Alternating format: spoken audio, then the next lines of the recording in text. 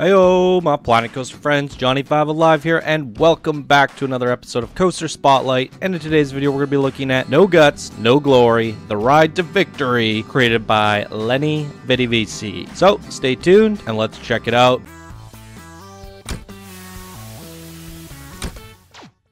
Alright, this was sent in by one of our Discord advanced builders and golden patrons, Lenny Vidivisi. Thank you so much for your support. And he says here, hey Johnny, here's the second and most likely last sneak peek into my upcoming park. 5 out of 9 planned rides are finished at this point. The creation has about 26,000 pieces. So unfortunately, I can only publish it or showcase the park version. However, the fish tank, Zeppelin, and already is on the workshop, and the other blueprints will be as well. As soon as the park goes live, No Guts, No Glories has a pretty cruel and rugged vibe on it, as it is inspired by the 2014 edition of DEF CON, one festival, the Horde in Warcraft, Lok'tar Ogar, and a little bit of Fortnite. I challenged myself this time to not use any of the trees or bushes, but instead come up with a load of different props to fill the big area. Focus being on the Horde-like architecture and Zeppelins. Many people don't realize how important nature is for a visually appealing creation, and I recommend anyone trying this challenge. It really makes you grow as a builder. The ride itself is really extreme in its forces, Intimidator 305 pre-work level for those interested,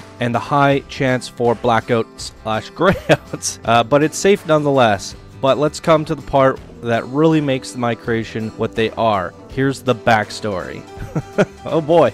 Deep in the Badlands, there is a fort of epic proportions, home to the most ferocious tribe known to mankind. Undefeated in battle and unmatched in their visionary Warcraft, only the strongest, smartest, and most fearless warriors are allowed to join the Empire. Once a year, the warriors unite to celebrate a sacred ritual of initiation. Reaching the Fort Hellscream without dying is one of the first and many unbelievable hard trials candidates have to endure. Those who survive all of them will have to face the ultimate challenge, a race through the Badlands with one tribe's most advanced Warcraft vehicles. High speeds, blackout inducing forces, rapid transitions, and fatal dangers left and right will be your last contenders before reaching the eternal glory. Do you have what it takes to become a real warrior? Are you ready to risk your life for a chance to write history? Let's see if you leave the fort as part of the next crusade or as ashes. Flying through the sky, Lok'tar Ogar for the Horde.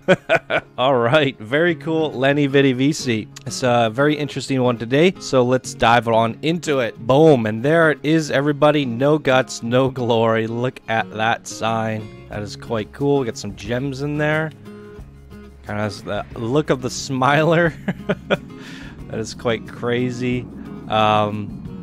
Yeah, this is a work of art yet again. Lenny, I can't believe all the little wooden spikes used to build this thing. Ropes, I mean, this is quite crazy. Unique architecture that we've never really seen too much in Planet Coaster. We've been seeing just recently the Horde from Warcraft making an appearance. I think somebody did it in our game blueprint series, and then Wick started going on a tangent doing it, and now we're seeing it from Lenny as well. So the Horde is making a comeback here, and it's quite cool. I do think these buildings are nice. I do wish they had a little bit more bones and cloth. I think that would be my feedback for you here today, Lenny.